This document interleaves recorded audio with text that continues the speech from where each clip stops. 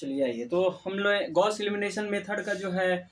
Theory complete किया है ना, क्या है कॉन्सेप्ट है। अब बेसिकली देखा जाए तो गॉस एलिमिनेशन मेथड में हम लोग करते क्या है बच्चों, जो सिस्टम दिया हुआ है उसको अपर ट्रायंगुलर मैट्रिक्स में कन्वर्ट करते हैं, और अपर ट्रायंगुलर मैट्रिक्स में जैसे कन्वर्ट होता है हम उसमें क्या लगाते हैं, बैक सब्स्टिट्यूशन मेथड, और देन आपके पास सॉल्यूशंस निकल करके आ जाती है। ठीक है, थोड़ा देखिए अब ट्वेल्थ वाली तो आपको ऑपरेशन याद रखने पड़ेंगे, है ना। 11th 12th में आपने जो मैट्रिक डिटर्मिनेंट पढ़ी थी उसमें ऑपरेशन था कि क्या है, फर्स्ट रो को सेकेंड रो से इंटरचेंज कर सकते हैं, है ना। तो ये सारी चीजें जो है, ये प्रॉपर्टी आप ऑपरेशन यूज करना कैसे यूज करते हैं, तो ये आपको बेसिक्स पता होना चाहिए। आप अब सिक्स सेमेस्टर में फाइनल ईयर होने जा रहा है, ग्रेजुएशन कंप्लीट करने जा रहे हैं, तो आपको ये बेसिक्स चीज तो पता होना ही चाहिए, है ना। सो आइए हम लोग क्या करते हैं, अब गॉस एलिमिनेशन मेथड की हमने थ्योरी देख लिया था, अब यहाँ पे प्रॉब्लम एक करते हैं पूरा कंप्लीट अच्छे से। ठीक है, सो आइए हम करते हैं। सो हमारे पास देखिए क्या लिखा है, आपके पास जो भी क्वेश्चन आएगा एग्जाम में वहां पर मेंशन रहेगा कि सॉल्व आपको करना है किससे, दो मेथड पढ़ने, तो दोनों में से किसी जो है तो वो आपको मेंशन रहेगा। आपको यहाँ पर क्या दे देगा, apply Gauss elimination method to solve this system of equation. ये सिस्टम ऑफ इक्वेशन दिया हुआ है, 3 वेरिएबल है और 3 इक्वेशंस है। ठीक है, ये सिस्टम ऑफ इक्वेशंस दिया हुआ है, आपको गॉस एलिमिनेशन मेथड का ही यूज करके आपको निकालने हैं। ये नहीं कि आप क्रेमर्स रूल यूज कर दीजिए 12th वाला, या रैंक मेथड से आप इसको क्या कर दीजिए, सॉल्यूशन फाइंड कर दीजिए, वो नहीं चलेगा। आपको गॉस एलिमिनेशन मेथड का ही यूज करके आपको इसकी सॉल्यूशन फाइंड आउट करनी है। ठीक है, तो गॉस एलिमिनेशन मेथड की हमने थ्योरी देख लिए थे, है ना, और क्या करना है कैसे, वो सारी चीजें हम डिस्कस करते हैं, और अच्छे से यहाँ पे जो कुछ रह गए हैं थ्योरी के दौरान यहाँ पे अप्लाई करके आपको कंप्लीट करते हैं। ठीक है, सो हमारे पास जो भी था ये 3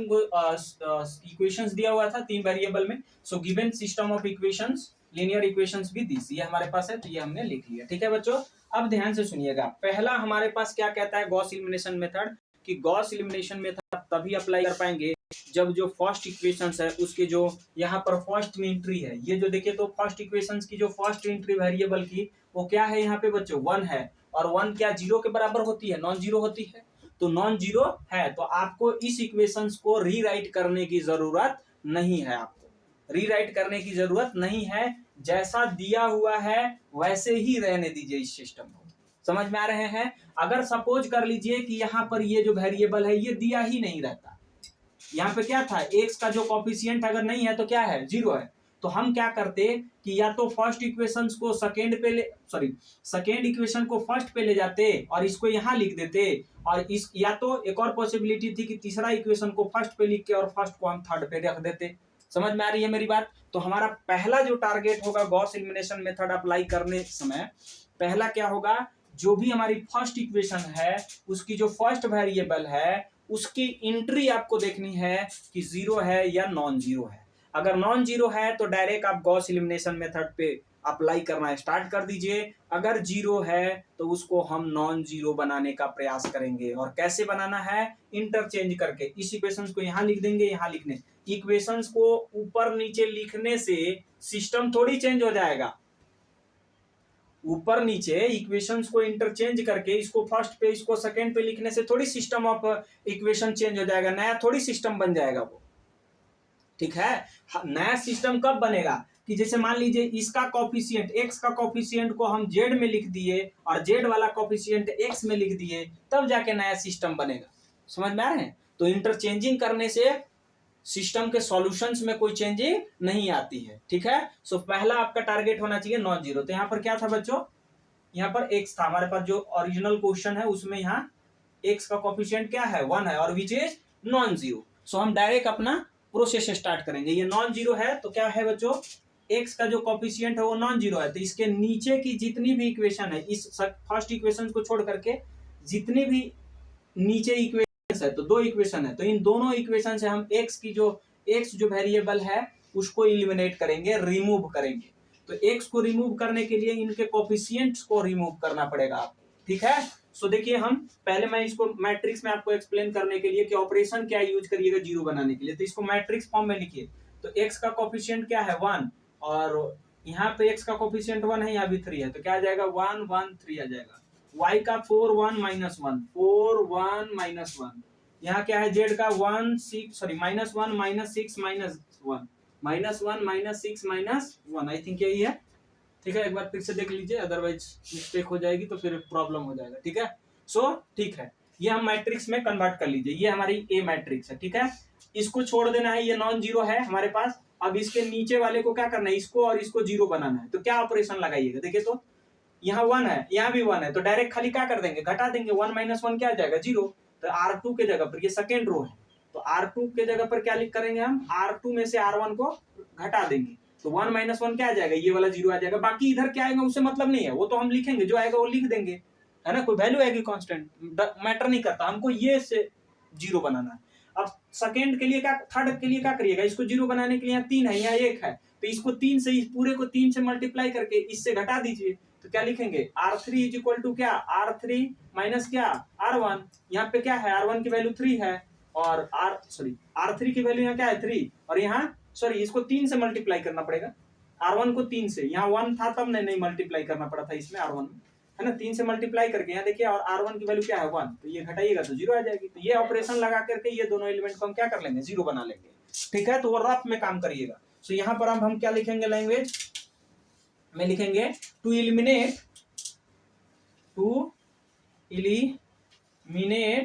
ना x, कहां से बच्चों, x को इलिमिनेट करना है सेकेंड एंड थर्ड इक्वेशन से। टू इलिमिनेट यहाँ पे रखिएगा, ऐसे लिख देंगे, थोड़ा सा यहाँ पे एक चीज मेंशन कर देता हूं मैं कि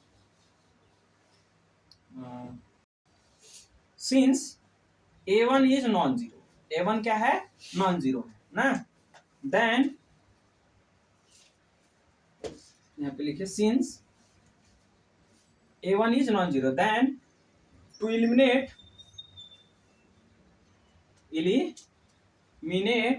x from कौन कौन इक्वेशन से, सेकेंड एंड थर्ड इक्वेशन से, from second and third equation. ठीक है, थर्ड इक्वेशन से x को इलिमिनेट करना है ना। नाउ तो यूज क्या करना पड़ेगा आपको, नाउ यूजिंग ऑपरेशन, क्या ऑपरेशन यूज करेंगे बच्चों, ऑपरेशन, क्या ऑपरेशन यूज करेंगे, ये दोनों ऑपरेशन यूज करके इन दोनों को 0 बनाएंगे। तो जैसे ये वाला दोनों 0 बन जाएगा तो बाकी इधर हमारा चेंजिंग होगा, ये वाला तो 0 हो जाएगा। तो हम अगला स्टेप में लिखते हैं इसको, है ना, ये क्वेश्चन को रिमूव कर देते हैं। ठीक है, सो क्या आ जाएगा बच्चों, अच्छा, यूजिंग ऑपरेशन ना, ऑपरेशन क्या, कौन सा ऑपरेशन, ये वाली ऑपरेशन यहाँ पे लिख रहा हूं मैं। सो यहाँ पे ऑपरेशन लिख दीजिए, R2 में हम यूज कर रहे हैं, R2 के लिए R2 माइनस R1 यूज कर रहे हैं। यहाँ पे R3 के लिए क्या यूज कर रहे हैं बच्चों, यहाँ पे नहीं, मैं ऊपर में लिख देता हूँ, क्या ऑपरेशन यूज कर रहे हैं, R2 माइनस R1, और R3 के लिए क्या यूज कर रहे हो बच्चों, R3 माइनस 3R1, तब जाकर के 0 बन रहा है। तो ये वाला तो दोनों 0 हो जाएगा, फर्स्ट इक्वेशन को कुछ नहीं कर रहे हैं तो उसको एज इट इज लिख दीजिए, x प्लस 4y। अच्छा, यहाँ पे लिखिएगा देन ना, इक्वेशन वन रिड्यूस इनटू किस में रिड्यूस हो जाएगा, ये इक्वेशन 1 को तो कुछ डिस्टर्ब नहीं कर रहे हैं, तो इसको एज इट इज लिखिए, -z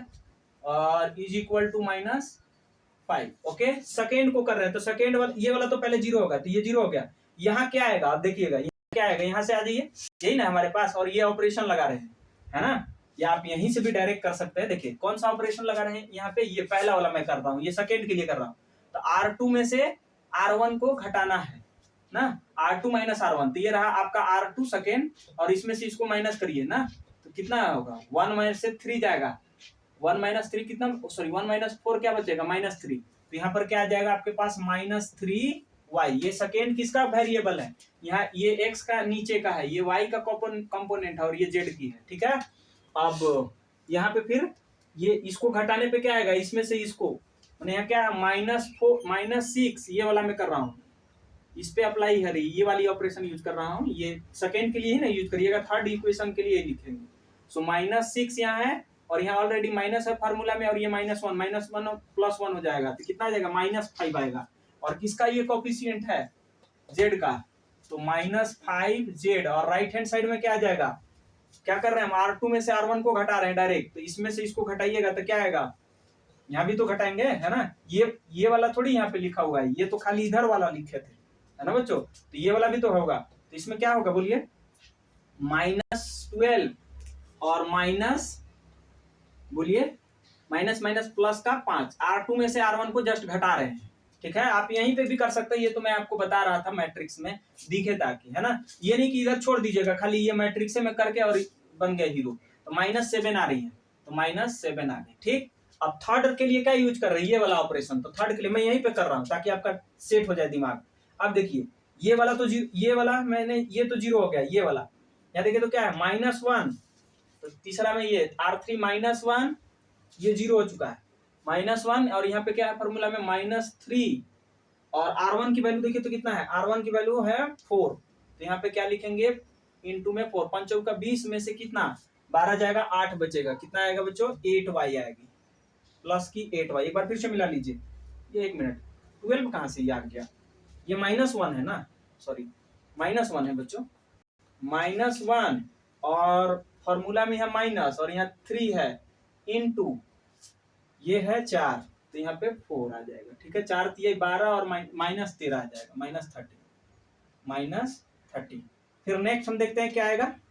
नेक्स्ट ये वाला इसके साथ ना, ये R3 है और ये R2 है ना, ये इसको जो बोल रहे हैं, ये R1, this one is R2 और दिस वन इज R3, ठीक है। सो समझने के लिए आप साइड में लिख लेंगे। सो यहाँ देखिए इसमें अब अप्लाई करिए ये ऑपरेशन, तो यहाँ क्या है -1 -3, ये फॉर्मूला में ऑलरेडी है, ये -3, और R1 की वैल्यू देखिए कितना है इसके कॉरस्पॉन्डिंग, -1 अगेन है, तो माइनस माइनस प्लस हो जाएगा, ये 1, तो कितना आ जाएगा, 2 आ जाएगा, माने z का कोएफिशिएंट माने प्लस की 2 z आ जाएगी। एक बार फिर से मिला लीजिए, -1, सॉरी -1, ये R3 की वैल्यू -1, यहाँ ऑलरेडी माइनस है फार्मूला में, -3 तो -3, और ये -1 पुट करिएगा, माइनस माइनस प्लस, ठीक है। राइट साइड में देखिए इक्वल टू के, तो यहाँ 4, तो यहाँ पे R3 ये 4 है, और यहाँ फॉर्मूला में -3 इंटू R3, देखिए इसके कोरस्पॉन्डिंग R1 क्या है, -5, तो माइनस माइनस प्लस 5, 5 तिया 15, 4 कितना हो जाएगा, 19 आपके पास ये आ गया। तो ये आपके पास रिड्यूस इक्वेशन आ गया। तो मैं किसको डिलीट कर दूं, इसको रिमूव कर देता हूं, ठीक है। सो ये आपके पास आ गया है। अब नेक्स्ट हमारा क्या टारगेट होना चाहिए बच्चों, नेक्स्ट ये वाला तो रिमूव कर दीजिए ये। सो ये हमारे पास दोनों एलिमेंट, आप इसको रीराइट कर लीजिए, मैंने आप अपने समझने के लिए, ये सिर्फ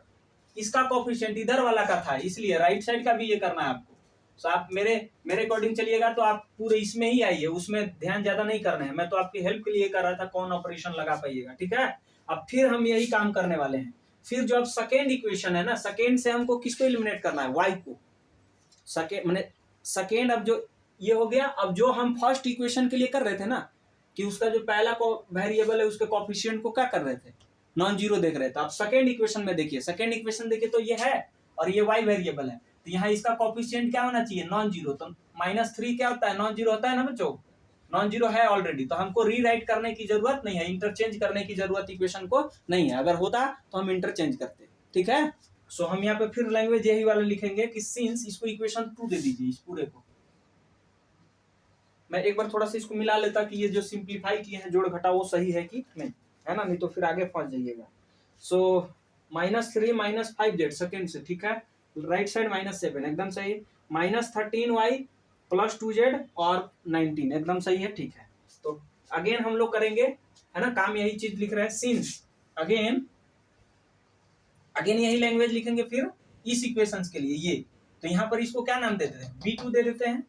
है ना, या इसको बोलते हैं A11 दे दीजिए, और इसको A22, डायगोनल पर क्या होता है, सेम A11 A22, तो इसको A11 दे दीजिए, बेटर रहेगा। और सेकेंड A22 तो सिंस अगेन सिंस A22 जो है वो क्या है, यहाँ पर आपके पास -3 है, विच इज क्या है, नॉन जीरो। यहाँ पर भी ऐसे लिख दीजिए,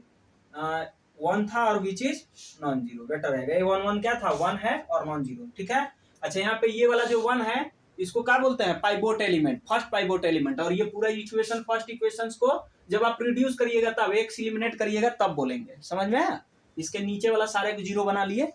तो जो आया रिड्यूस, उसमें ये वाला जो है इसको क्या बोलेंगे, फर्स्ट पाइवोट एलिमेंट, और ये इक्वेशन को क्या बोलेंगे, फर्स्ट पाइवोट इक्वेशंस बोलते हैं, ठीक है। सेकेंड में ये नॉन जीरो है, तो हम हम यही काम करेंगे। देन क्या करेंगे बच्चों, इलिमिनेट किसको, y को इलिमिनेट करेंगे। देन टू एलिमिनेट किसको एलिमिनेट करिएगा, y2 फ्रॉम किससे, इसके नीचे कितने इक्वेशन है, सिर्फ दो, एक ही इक्वेशन है तो, और वो क्या ना थर्ड, पहला इक्वेशन सेकंड और ये थर्ड, तो थर्ड को ना फ्रॉम थर्ड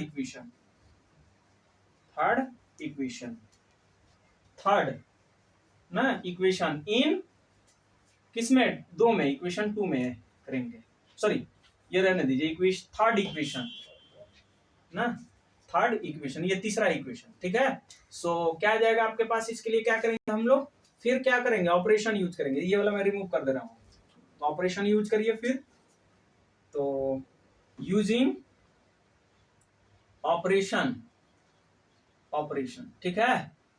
ऑपरेशन, क्या ऑपरेशन यूज करेंगे, एक ही को इक्वेशन, अच्छा इसमें चेंज कर लीजिए, ये नया आप बन जाएगा ना, ये वाला तो 0 हुआ, लेकिन इधर भी तो चेंज हो गया ना, इसका कोएफिशिएंट क्या है, -3, यहाँ पे क्या आ जाएगा, -3, पहला वाला सेम रहेगा, पहला वाला में कोई दिक्कत नहीं है, क्योंकि पहला वाला का कोएफिशिएंट वही है, यहाँ पे क्या आ गया, -3 आ गया, यहाँ माइनस, सॉरी ठीक है, -5, और वो राइट साइड वाला भी चाहेंगे तो आप यहाँ पे लिख सकते थे, राइट साइड वाला जो है ना वो भी, ताकि हम एक ही बार में यहाँ काम कर सके, है ना, तो राइट साइड वाला भी ऐसे डैश करके आर्गुमेंटेड मैट्रिक्स बना करके, पहला का 5 है ये, राइट साइड वाला का -5 है, माइनस सेकेंड वाला का -7, और यहाँ पे क्या है -13 +2, और यहाँ पे क्या है बच्चों 19, ये आपके पास आ गया, ठीक है। तो आप यहाँ कंपोनेंट आर्गुमेंट मैट्रिक्स बोलते हैं इसको, डैश करके लिखिएगा राइट साइड वाला जो ये एलिमेंट है, तो यही में कैलकुलेशन कर दीजिए एक बार, वो भी चल सकता है ना, सो समझने के लिए है,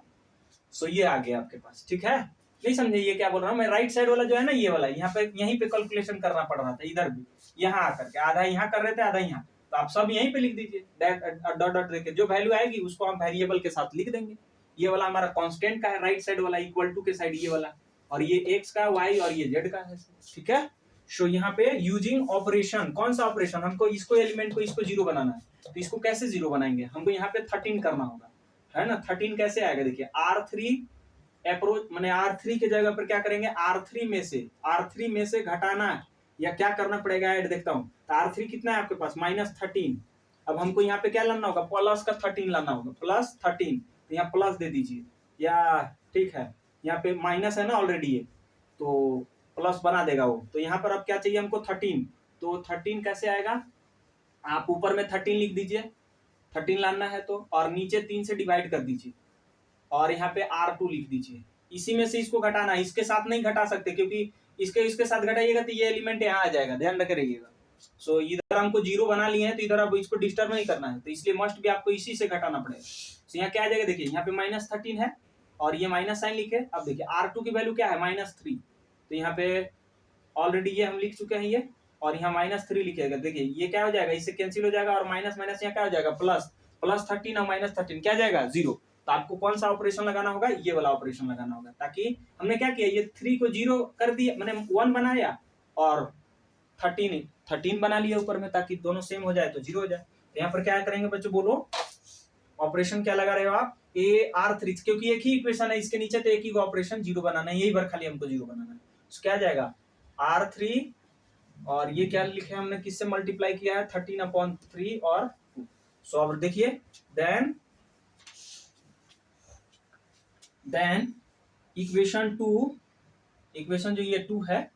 रिड्यूस, ये पूरा को हमने 2 दिया है, देन इक्वेशन 2 रिड्यूस इनटू किस में आ जाएगा बच्चों, इक्वेशन 1 और 2 को तो कोई डिस्टर्ब नहीं कर रहे, तो एज इट इज लिख देंगे, x ये 4y -z = 5, और सेकेंड -3y प्लस माइनस ये, और इक्वल टू क्या है -7, और थर्ड हमें चेंजिंग आएगी, थर्ड में क्योंकि थर्ड को 0 बनाना है, तो ये वाला में यहाँ पे अब डायरेक्ट कर देते हैं हम, देखिए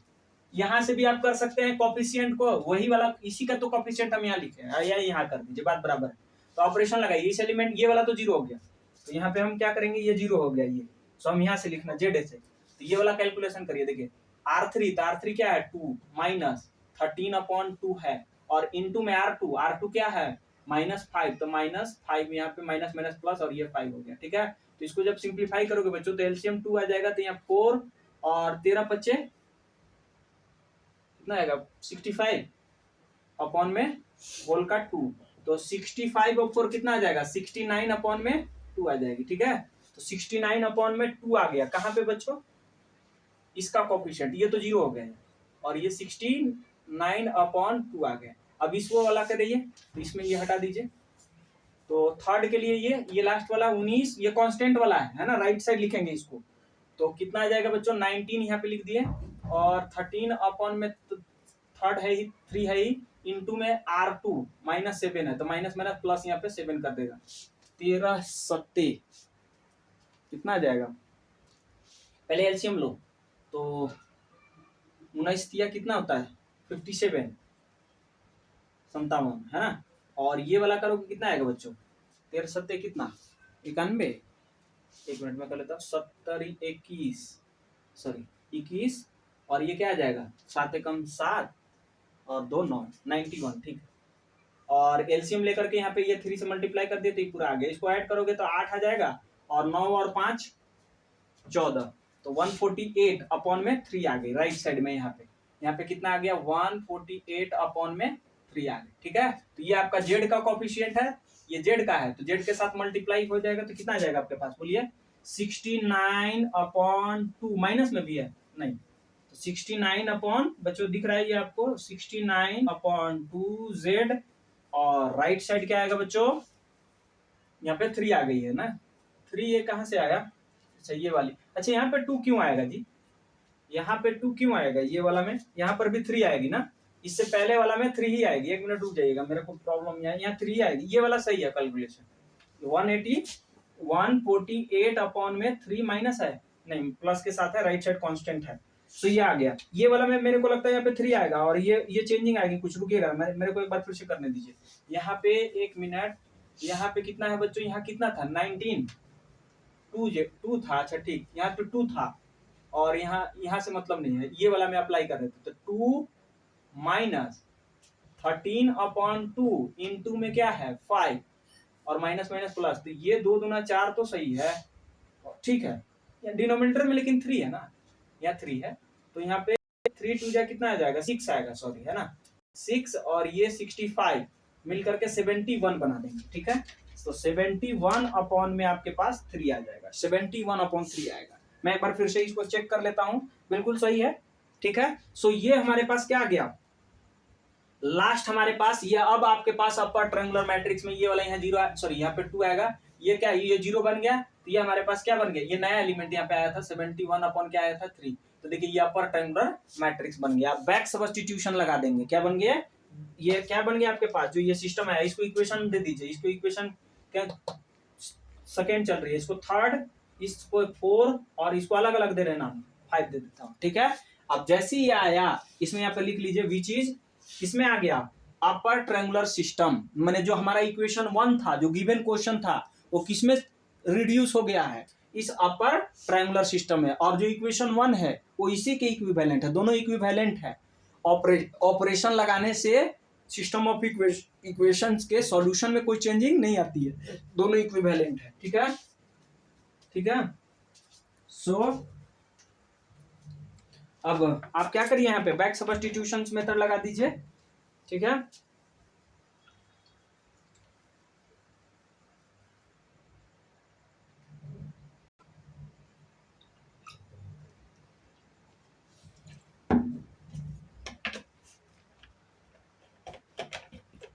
बैक सब्स्टिट्यूशन मेथड यहाँ पे है ना, तो मैं इसको हटाकर रिमूव कर देता हूँ सब,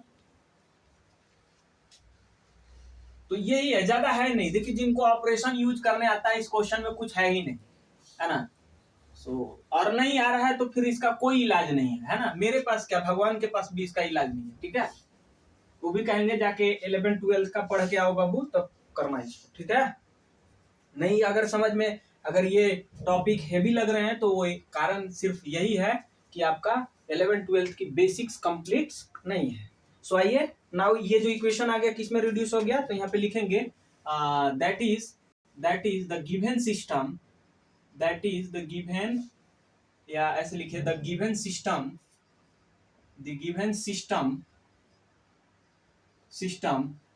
ना, one given system of equation 1 is reduced into upper triangular matrix, sorry upper triangular matrix ना लिख करके सिस्टम लिखिए, अपर ट्रायंगुलर सिस्टम, है ना, यहाँ सिस्टम यूज किए हैं, सिस्टम। ओके, सो ये आ गया, ठीक है। सो अब हम क्या करेंगे, फ्रॉम इक्वेशन 1 ना, इसलिए फ्रॉम इक्वेशन 1 नहीं,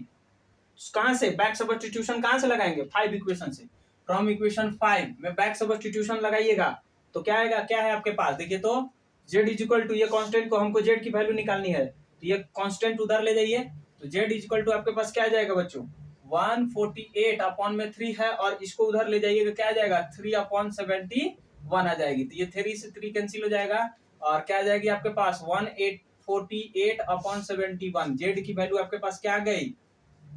148/71 आ गया। अब इस वैल्यू को किस में पुट करेंगे, इक्वेशन 4 में पुट करेंगे, तो पुटिंग यूजिंग ना, ये वैल्यू को किस में, 4 में ना, फ्रॉम 4 इम्प्लाइज, क्या करेंगे 4 में z की वैल्यू पुट करिए, तो -3y -5, और आपके पास जो वैल्यू है यहाँ देखिए क्या है, z की वैल्यू आपने क्या निकाली है 148/71 is equal to minus this. तो बच्चों मैं यहाँ पे डायरेक्ट लिख रहा हूँ, अब मैं जोड़ घटा यहाँ पे नहीं कर रहा हूँ, आप सिंप्लीफाई कर लोगे डायरेक्ट, जब इसको सॉल्व करोगे आप, मैं यहाँ पे लिख दे रहा हूँ सिर्फ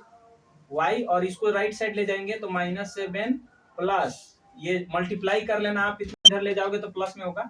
सो क्या आ जाएगा आपके पास 5/180/71। तो आफ्टर सिंप्लीफिकेशन y की जो वैल्यू होगी मैं डायरेक्ट लिख देता हूँ, सो आप प्लीज इसको कंप्लीट कर देंगे, ठीक है। मैं y की जो वैल्यू आएगी,